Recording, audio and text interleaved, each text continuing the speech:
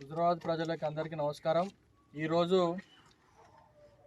కమలాపూర్ మండలం శనగరం గ్రామంలో ఈరోజు ఇక పర్యటిస్తుంటే ఇక్కడ మా సారన్న పెద్ద మనిషికి ఇల్లు వచ్చింది.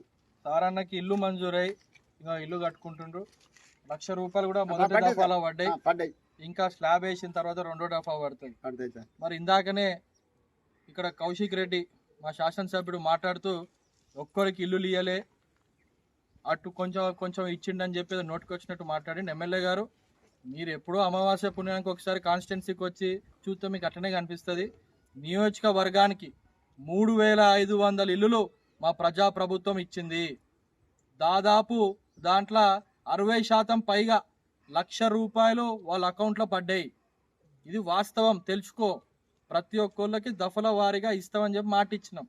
ప్రజలని మబ్బి పెట్టి ఇబ్బంది పెట్టకండి దయచేసి. మీ హయాంలో ఉన్న 10 ఏళ్ళు ఒక్కిళ్ళని ఇచ్చిండ్రా? కనీసం కట్టిందైనా ఒక బెనిఫిషరీకైనా అప్పచెప్పినరా?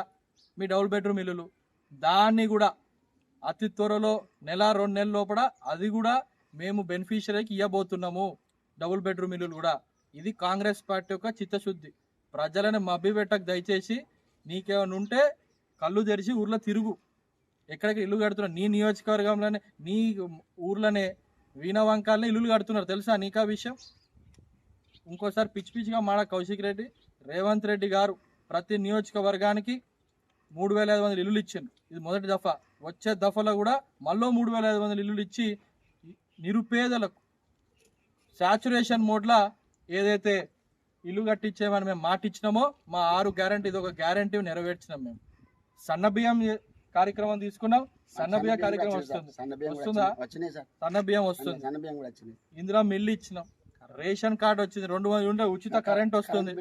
ఇక అక్క బస్సులో పోతే బస్సులో ఉచిత ప్రయాణం చేస్తున్నా టికెట్ అడుగుతారు ఉచితంగా. అక్క ఉచితంగా ప్రయాణం చేస్తుంది. మరి ఇవన్నీ కనిపిస్తలేవా కౌశిక్ రెడ్డి అని అడుగుతున్నా. ఇంకోసారి మాట్లాడినప్పుడు వాస్తవాలు తెలుసుకొని మాట్లాడాలని